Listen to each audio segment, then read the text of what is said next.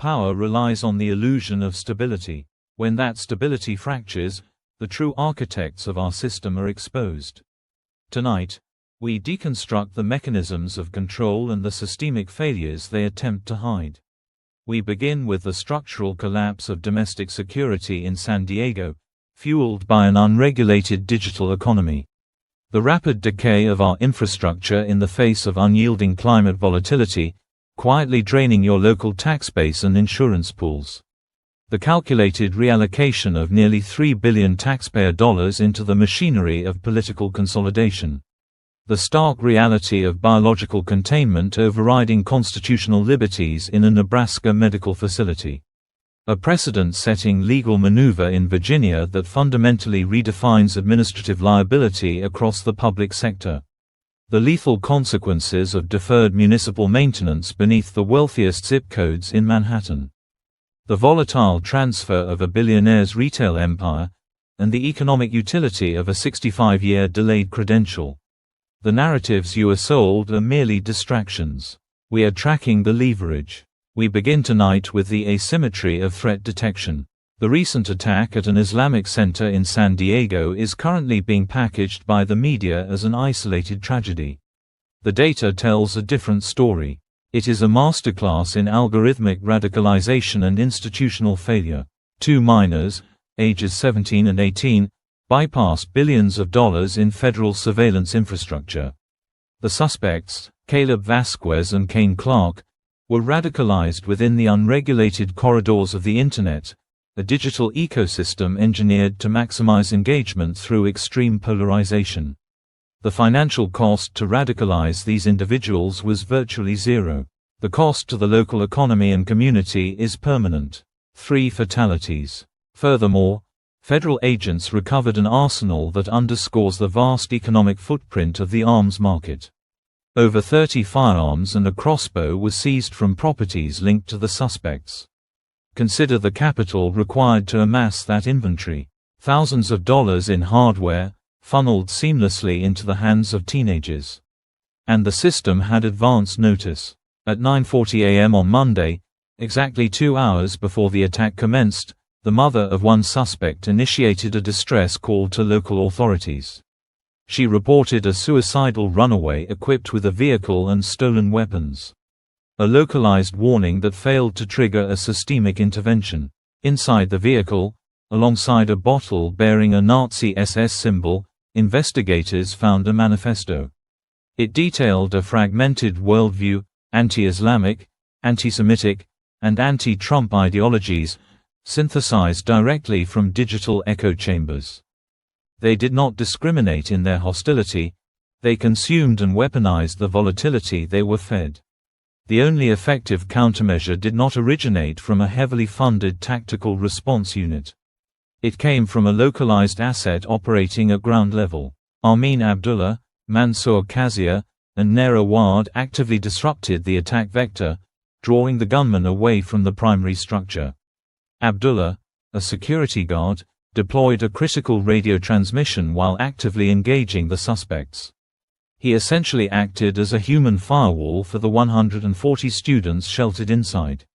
His actions stabilized a rapidly deteriorating environment. That is not a victory of law enforcement protocol. That is a macro failure of prevention, offset only by the ultimate individual sacrifice at the point of impact. The FBI is currently conducting a forensic audit of the suspect's electronic devices, searching for the digital pipeline that brought them together in person. The physical threat has been neutralized, but the network that radicalized them remains fully operational. Moving from digital volatility to environmental asymmetry, the structural integrity of the American heartland is currently undergoing a severe stress test. We are tracking a massive atmospheric disturbance. Violent tornadoes traversing 5 states, including Kansas, Nebraska, and Missouri, late Monday. Over 300 severe storm reports logged in a single 24-hour cycle. We are not just looking at heavy weather, we are observing an immediate shock to regional supply chains and agricultural output. Funnel clouds violently displacing topsoil, residential infrastructure, and commercial properties. hail and localized flooding neutralizing major transportation arteries. The economic friction is immediate and calculable. Homeowners in these zones are not merely facing rebuilding costs. They are looking at astronomical spikes in localized insurance premiums. You are paying for this volatility, whether you reside in the impact zone or not. Meanwhile, on the western seaboard, the Sandy fire has consumed over 1,400 acres. The sky turns orange, and the municipal budget burns with it. Evacuation orders are not merely safety protocols. They are the forced displacement of a local tax base. Firefighting perimeters require immense logistical capital to keep the flames away from remaining infrastructure. Conversely, on the East Coast, the power grid is bearing the weight of an unseasonable heat wave. New York City was forced to issue a heat advisory in May, a statistical anomaly occurring for only the second time on record. Boston Logan Airport registered temperatures soaring deep into the 90s. From the coastal power grids to the agricultural center, the physical infrastructure you rely on is buckling under the pressure. It is a structural squeeze on economic stability from coast to coast. We now pivot to the mechanics of political capital and the strategic deployment of your tax dollars. The executive branch has just provided a highly curated view of the White House Ballroom construction. The underlying metric here is the requested $1 billion in federal funding to complete the project. The administration frames this as a necessary modernization of security perimeters. In reality, it is a localized infrastructure project heavily subsidized by the national tax base. Concurrently, the Justice Department is establishing a $1.8 billion anti-weaponization fund. The stated objective is to compensate political allies who claim systemic mistreatment by the previous administration. This follows a legally binding settlement where the current president dropped litigation regarding the unauthorized disclosure of his tax records, permanently insulating his wealth and his family from specific federal claims. Let us be precise. This is the calculated reallocation of nearly $3 billion of public capital to solidify a political base and secure legal immunity. It is a massive transfer of leverage, funded entirely by your labor. The Senate's leading Republican is publicly signaling structural friction regarding this expenditure, demanding audits that will likely be absorbed by bureaucratic delays. This fiscal maneuvering occurs as the administration actively tests its midterm leverage in Republican primaries, attempting to unseat critics in Kentucky and consolidate allies in Texas. The campaign promises of stabilized gas prices and halted inflation are currently colliding with market realities.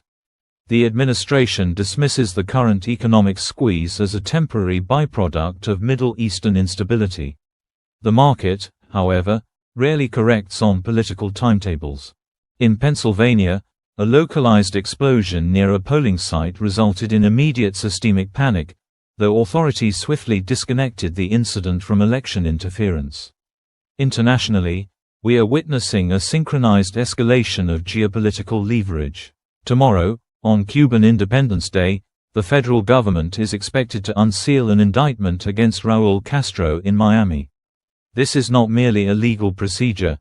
It is the strategic weaponization of the American judicial system to maximize diplomatic pressure on an adversarial state. The timing is a calculated optic designed to fracture whatever remaining stability exists in Havana. Domestically, the state is demonstrating the absolute limits of your physical autonomy. The Centers for Disease Control has transitioned a voluntary isolation protocol into a mandatory federal quarantine for 18 cruise passengers at a Nebraska medical facility exposed to Hantavirus.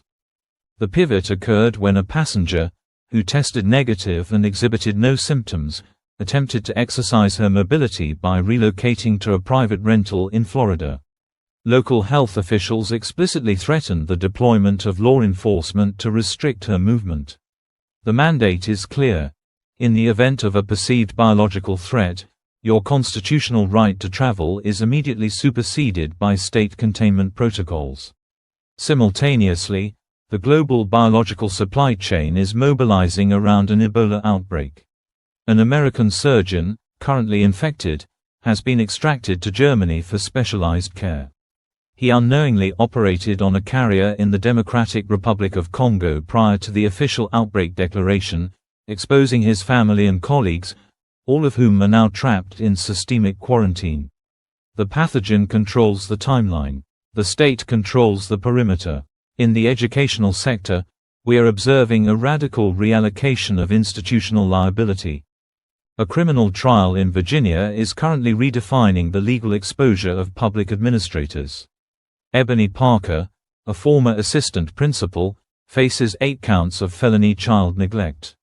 She is being prosecuted for a systemic failure of threat assessment after a 6-year-old student shot his first-grade teacher, Abigail Sverner.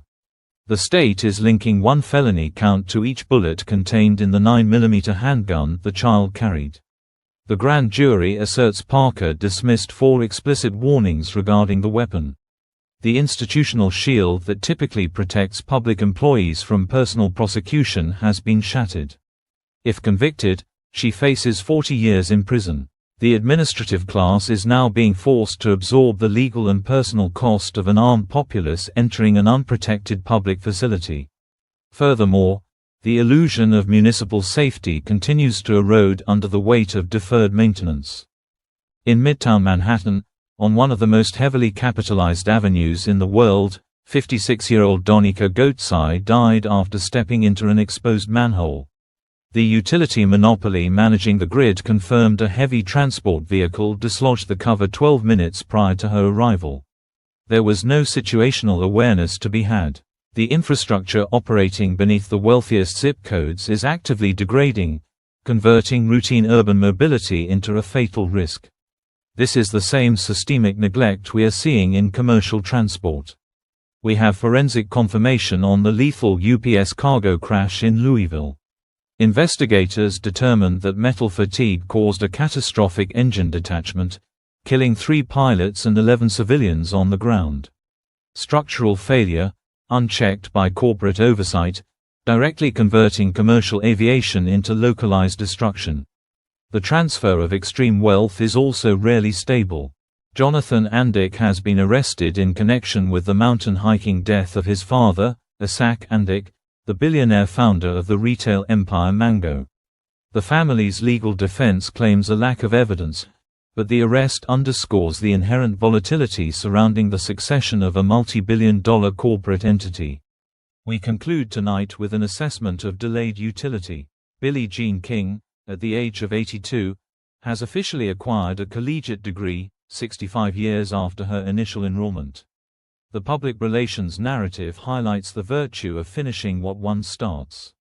The cold reality is that the educational credential she pursued in 1961 was economically irrelevant to the massive capital and global leverage she generated through athletic dominance. Her empire was built entirely outside the academic structure.